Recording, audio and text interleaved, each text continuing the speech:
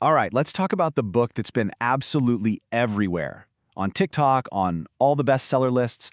I'm talking about The Tenant by Freida McFadden. We're going to break down what makes this story just so chillingly good. I mean, just think about that for a second. That's the core idea here, and it's so terrifying because it plays on our most basic need to feel safe in our own homes.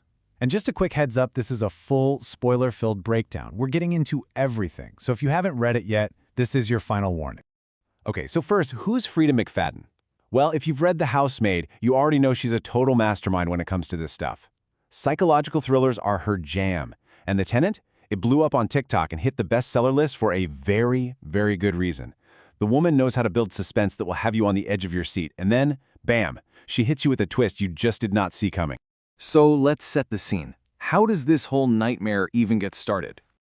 We're introduced to our main character, Millie, and right away you can tell she's in a really tough spot. She's struggling with money big time, and that extra room in her house, it starts looking less like just a room and more like a lifeline. For her, renting it out isn't just an idea, it feels like her only way out. And at the very beginning, it seems like she's hit the jackpot. The person who moves in is, well, perfect. They're polite, they're quiet, they pretty much keep to themselves. Millie's thinking, okay, great, problem solved. She can finally breathe a little. But it almost seems a little too perfect, you know? But come on, this is a thriller. That feeling of relief, it doesn't last. This is where things start to get weird. The tension really starts to ramp up.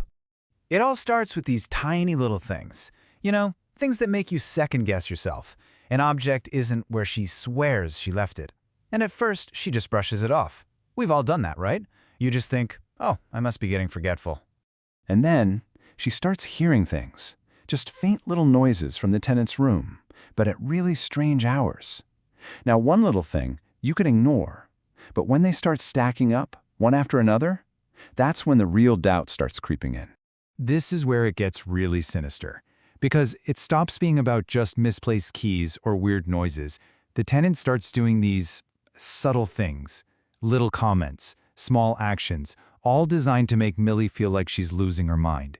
It's not loud or aggressive, it's this quiet, creepy campaign of manipulation. And this is the question that just eats at you the whole time you're reading. Is this tenant actually dangerous, or is Millie just so stressed out that she's imagining all of it? McFadden does such a great job of walking this tightrope, forcing you to constantly rethink what's real. So what you get is this incredible psychological chess game. On one side, you've got Millie. She's smart and observant, but she's also so vulnerable, and she's trying so hard to keep it together while feeling like her own mind is turning against her. And on the other side, the tenant. That nice, quiet personality starts to crumble, and you see this really secretive, manipulative person underneath. It's this constant, tense back and forth. Okay, now we're getting to the part everyone talks about. The climax. The big, terrifying twist. This is where the whole story just flips upside down. So why? Why all the manipulation? Why the weird noises and the misplaced stuff? What does this tenant really want? And here's the kicker. The tenant doesn't want her money. It's not about stealing something. It's so much worse. The entire goal has been psychological control. The whole thing was a calculated plan to just break Millie, to make her question everything she knows, to doubt her own reality, so the tenant could completely take over her mind and her home. And that's what makes this book so unbelievably creepy, right? The horror isn't some monster under the bed. It's something that feels real. It's the idea that another human being could do this, could systematically mess with your head until you don't even know who you are anymore. So, how does she keep you hooked like that? Well, it's a few things. First, the pacing is just brilliant. It's a slow burn. The dread just builds and builds. Second, the chapters are super short, and they almost always end on a cliffhanger. So you're like, okay, just one more chapter. And you say that until it's 3 in the morning. And all the while, there's just this constant feeling that something terrible is about to happen. All right, so let's wrap this up. What are we supposed to take away from all this? And maybe the biggest question, should you read this book? Really, the book is so powerful because it taps into these fears we all have. It makes you think, who can I really, truly trust? It takes that feeling of safety you're supposed to have in your own home and just shatters it. And it reminds you that the scariest monsters aren't imaginary.